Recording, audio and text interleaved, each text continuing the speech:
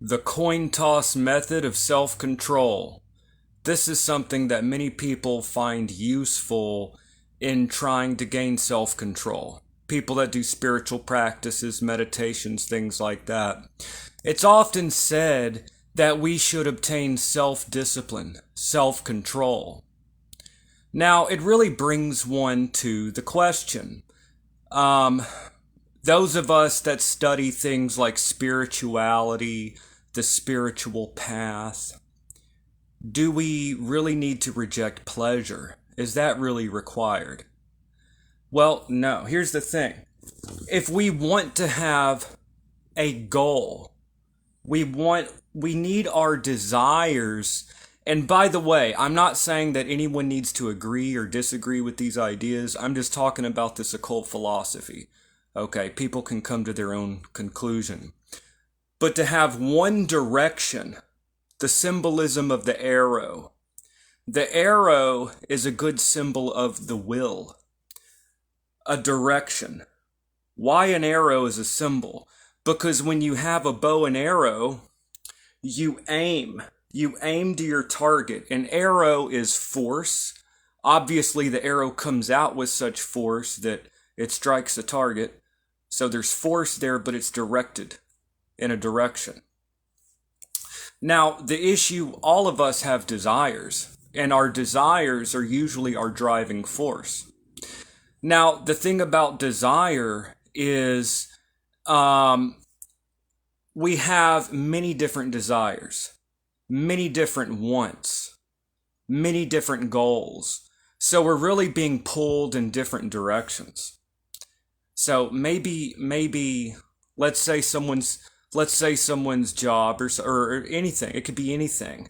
You kind of want to do this, but you kind of like to do that. And what about this over here? So we have all these different arrows. So a lot of people are even in relationships where they're technically in this relationship, they're not fully invested because part of them wants it, part of them doesn't want it. Many people are in jobs where they're divided against themselves. Now, ultimately, duality is just a part of the nature of reality. We're always going to have duality in our careers, relationships, whatever else. But here is the point.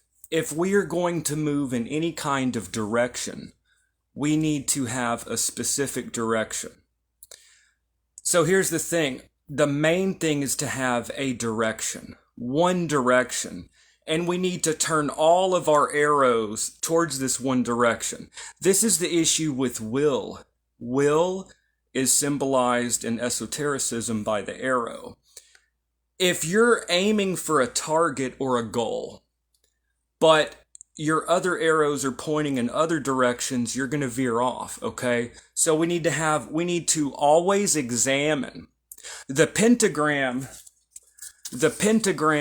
represents the mind, body, emotions, and the pentagram represents the mind, the emotions, the passions, all of these things within ourselves.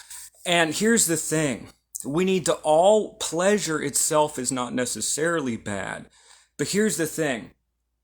We need to always look at our desires, our passions, and evaluate. Does this desire fit the ultimate goal? Does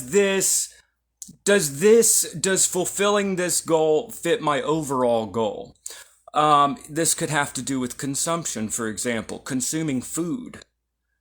You'd like to enjoy this pleasure. Examine, does enjoying this pleasure fit in with my overall goal or not? If it does fit in with your overall goal, then by all means, let us enjoy life.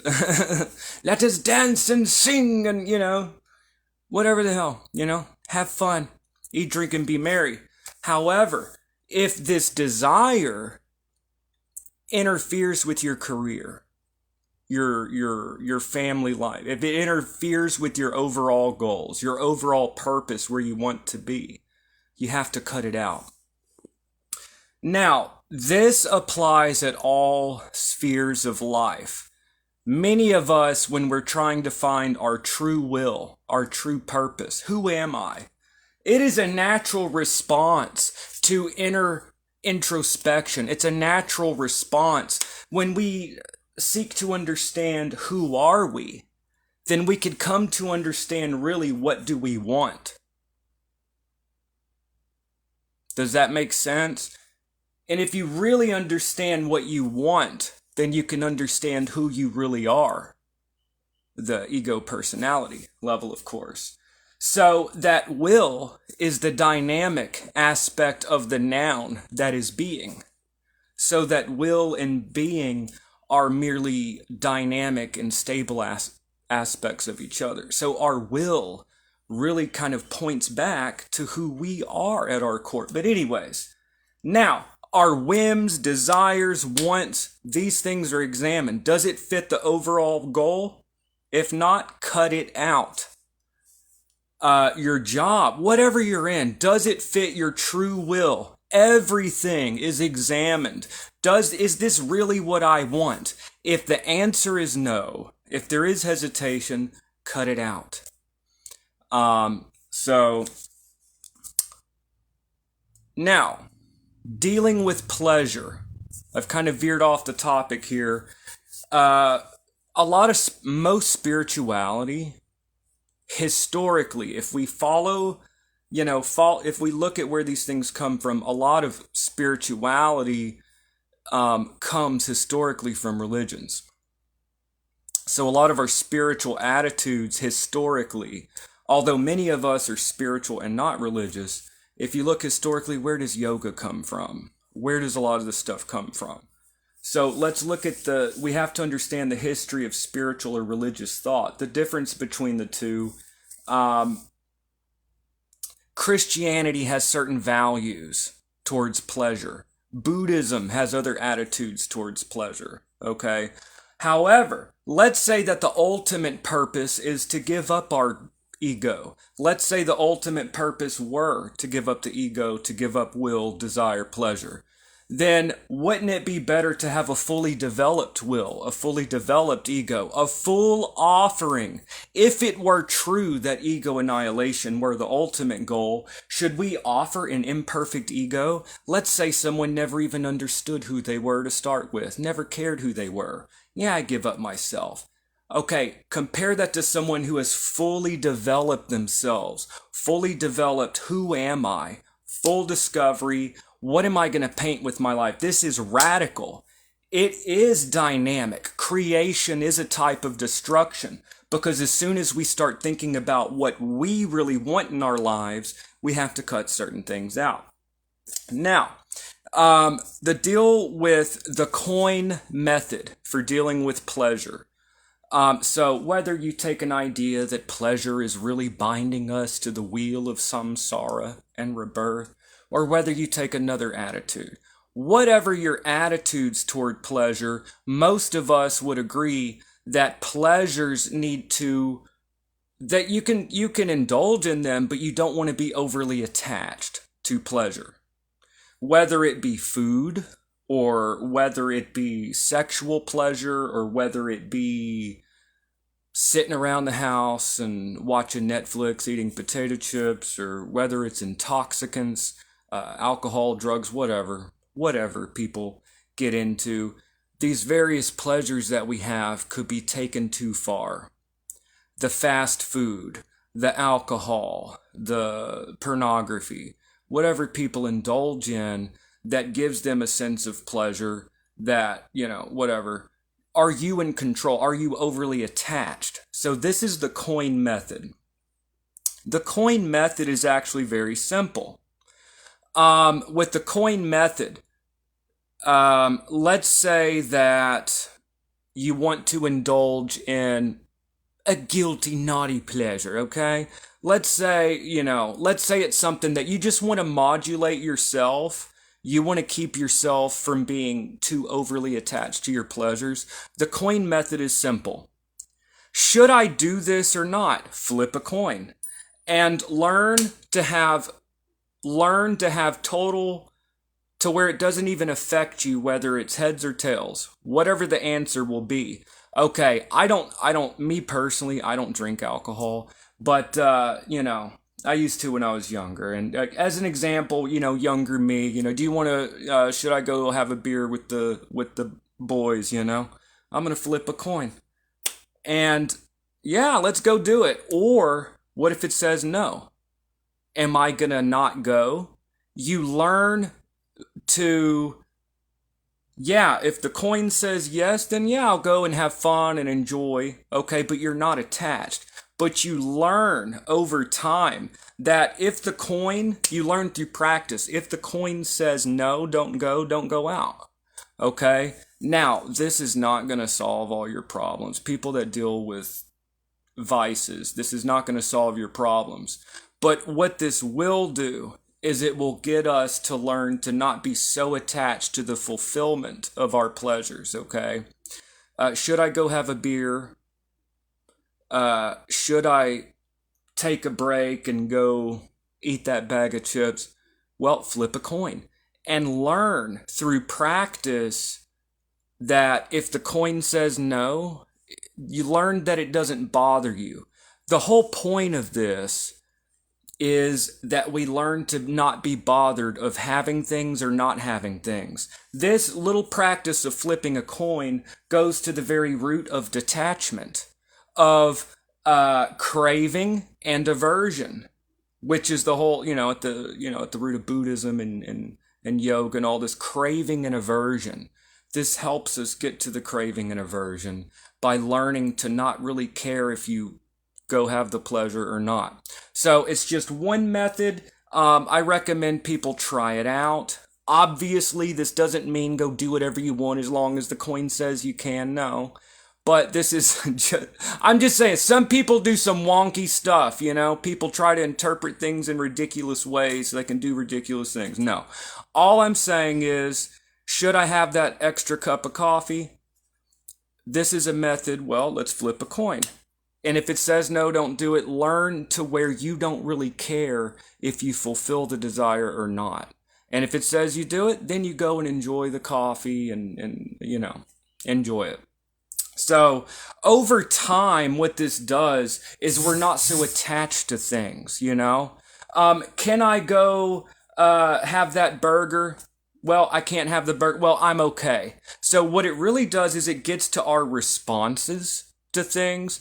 Because a lot of things, what happens in life is our stresses in life are problems and our good things also. It's not so much just the environment, it's our reactions to the environment. So what you're learning to do is to be self-directing. You're learning to control your own reactions. And what this does is the symbol of the pentagram here, it's spirit dominating the four elements. Symbolically speaking, in the esoteric occult philosophy, throughout the centuries, going back to the Renaissance, if you look at the pentagram, it represented the microcosm, and the microcosm, it represented spirit governing the elements. It is the Vitruvian man or woman. The top of the pentagram is the head, and then you have the arms and the two legs. It is a person standing. Two feet, two legs, two arms, head, okay?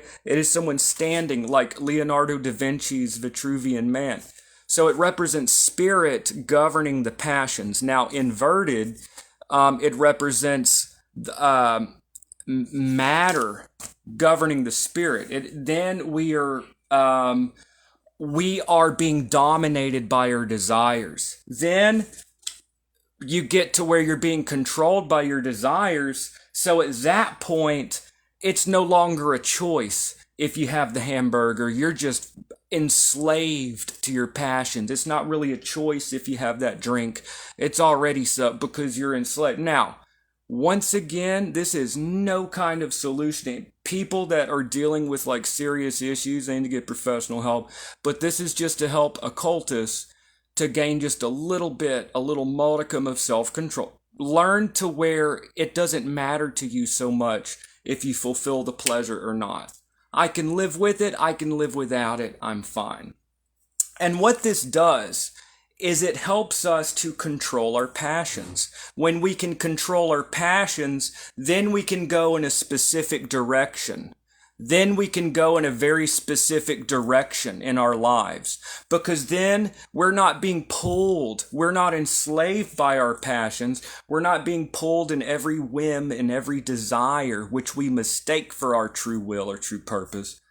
We are able to go in a direction with full force, and we're not being distracted by our own inner problems, because we are able to control ourselves. We're able to direct ourselves and go out there and manifest our lives, to try to manifest reality. We are no longer a steamboat must conquer its own inertia before it can attack the resistance of the water. We have to be able to control ourselves before we can try to impose our will in the outside world and try to manifest the world. And ultimately, as within, so without, clearly our outside world is going to be a reflection of the inner world, the inner life. Clearly, if you stand in a room and over time you decorate the room and you arrange the room how you like, and you may paint the room the colors that you like and put up the posters, your room is now a reflection of your inner world. That is what life is. Life in general is a pouring outward of your own consciousness, my own being, out into the world around me as a form of self-expression. Now, what is your form of self-expression? Is it just, you know? Is it vomit? Or is it like a word? Or are you like actually going to take your energy and try to build something beautiful, be where you want to be? And to not so much be focused on external. Yes, there are external circumstance, some may say, and some say there are none. It's all within. That's, you know, people have different views on that. But ultimately, when we can learn to control ourselves, we can learn to be self-moving, like the Chariot. The Chariot card, actually, it's very similar to Plato's chariot allegory of the soul. And this is Socrates, a Socratic. This is ancient Greece. So if you look up Plato's chariot allegory, like just go to Google or whatever, chariot allegory of the soul, you see talked about the charioteer of the soul. And of course, then you also have. Anyways, so what happens is the two horses. It says that the soul of man would be ascending in the infinite heights, in the blessed realms of the shining gods, if it were not for the fact that our horses are out of control and we're just plunged down into the earth, into matter. Now, of course, it's just a metaphor, okay? But we are chariot, we fall into the earth. We can't even make a willed, purposed action in any direction. So, step one to obtaining your goals or reality or manifesting magic is learning to first move your arms and limbs in a willful way. We learn to self-move, be self-driving, not driven about by the whims, by the weather of our own passions. Think of the weather outside of ourselves as being, you know, symbolically speaking, our own internal weather. This really will affect a lot of things. Learn to be self-directing. And so that is just one way. Our pleasures, our desires, our goals, our thoughts, our passions, each one should be examined. And examined if it fits the one goal, the one purpose. And if it does not fit the one purpose, cut it out. Cut out the desire, cut out the passion, cut out the appetite. If this does not serve your one purpose, cut it out. Okay? Be ruthless in cutting these things out within ourselves. Okay? Because if you want to have a perfected life, we need to perfect our vessel so that we ourselves can try to perfect the divine brilliance is always there, always present, but our ability to express it, our ability to be perfected vessels to express that infinite light, that is the issue. And it begins with bringing our being, our clear, our vessel into an equilibrated being. And this is symbolized, for example, by the magician's table in the magician card, like the Rider-Waite-Smith magician card. You see the four elements on his altar. And this is represented in the tarot as the four suits of the wands, cups, swords, and discs or pentacles. We learn to direct our forces, okay? We can't be just driven about. Self-directing. It is applying intelligence to those things within ourselves that are unintelligent. It is learning to willfully direct those passions. It is. In the strength card, the woman with the maiden with the lion. She tames the lion, okay? Now, on the strength card, the question is she opening the mouth of the lion or is she closing it? And what is the beast that represent here in this case? It could be representative of the passions. And it could anyways, we'll go deeper into these themes, but we've gone all over the place here. But ultimately, whether or not we are tied to the great wheel of rebirth of samsara and reincarnation, or if things are more where, well, look, we just don't want our passions to like get us into trouble, so we need to like kind of control ourselves a little. The coin method, some people might find this a useful technique. So anyways, that's just one video for today. Many more videos to come. I really appreciate all of y'all that watch. By the way, this is live on Facebook. I'm going to post on, I'm going to upload it to YouTube, which is what I do. But those of you that want to catch me live, check, go to my Facebook. But anyways, all right, y'all, that's it. And for now, and I will see y'all in the next video. Hope everyone's having a great day. And try out the coin method. And let me know in my next video how it went in the comments. All right, that's the homework for today, and have a great day, y'all.